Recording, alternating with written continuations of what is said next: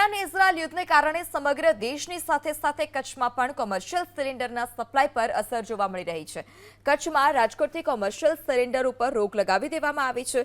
Supply બંધ કરી દેવામાં આવતા જિલ્લા કોમર્શિયલ સિલિન્ડરની સમસ્યા સર્જાઈ। જિલ્લામાં હોટલ સંચાલકોને મહિને 25 થી 30 જેટલા સિલિન્ડરની જરૂર હોય છે। ગેસ એજન્સીઓ પાસે સ્ટોક નથી।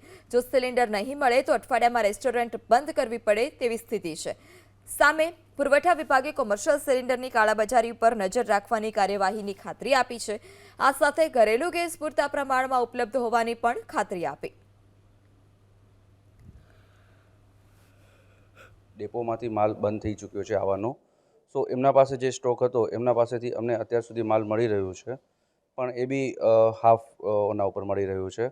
જેટલું જોઈએ એનું એટલું પૂરું નથી અને આગળના દિવસોમાં હજી પણ માલ આવવાની શક્યતા ઓછી છે।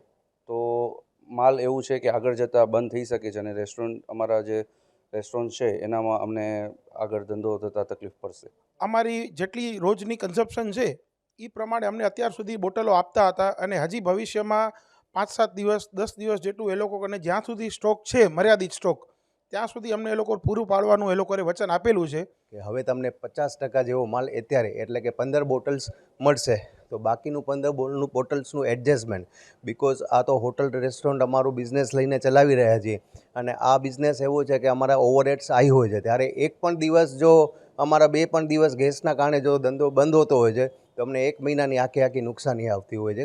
કે લોકો ખોટા સ્ટોકિંગ ના કરે, ખોટા હોર્ડિંગ ના કરે અને અમે પણ તકેદારી રાખીએ છીએ કે જે ડોમેસ્ટિકના સિલિન્ડર છે, રેડ સિલિન્ડર છે, એનું ડાયવર્ઝન ના થાય કોમર્શિયલની અંદર, એ પણ અમે ખાસ તકેદારી અને પોલીસ તંત્રની મદદથી રાખી રહ્યા છીએ।